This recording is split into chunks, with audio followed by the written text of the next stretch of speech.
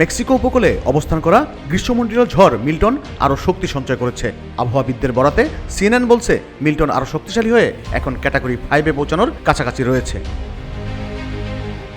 CNN বলছে বুধবার রাতে ফ্লোরিডার উপসাগরীয় উপকূলে আছড়ে পড়বে এই শক্তিশালী ঘূর্ণিঝড়। বিষয়টি নিয়ে ইতিমধ্যে ফ্লোরিডার বাসিন্দাদের সতর্ক করেছে কর্তৃপক্ষ।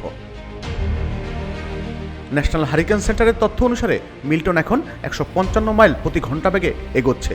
এটি হারিকেন ক্যাটাগরি 5 থেকে মাত্র 2 মাইল দূরে রয়েছে। ঝড়টি ক্যাটাগরি 5-এ পৌঁছে আঘাত হানলে তা হবে বছরের দ্বিতীয় হারিকেনের আঘাত। এর আগে জুলাইয়ের শুরুতে বেরিল প্রথম ক্যাটাগরি হারিকেন হিসেবে ভূপৃষ্ঠে আছড়ে পড়েছে। এদিকে ফ্লোরিডার উপসাগরীয় উপকূলে হারিকেন মিল্টন আঘাত হানার আগে ল্যান্ডফলের গভর্নর ডিসান্টিস টাম্পা উপকূলীয় এলাকার বাসিন্দাদের বাড়িঘর ছেড়ে নিরাপদে যাওয়ার আহ্বান জানিয়েছেন। প্রসঙ্গত গত মাসের শেষ দিকে ফ্লোরিডার বিগ বেল্ট উপকূলে আঘাত হানায় হারিকেন হেলেন।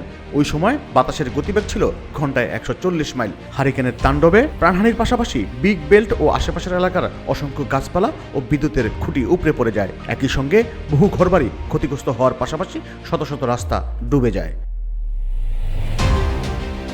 সব দিকের সব খবর আপনাকে জানাতে আমরা আসছি 20 অক্টোবর। আজই আপনার হকারকে বলুন।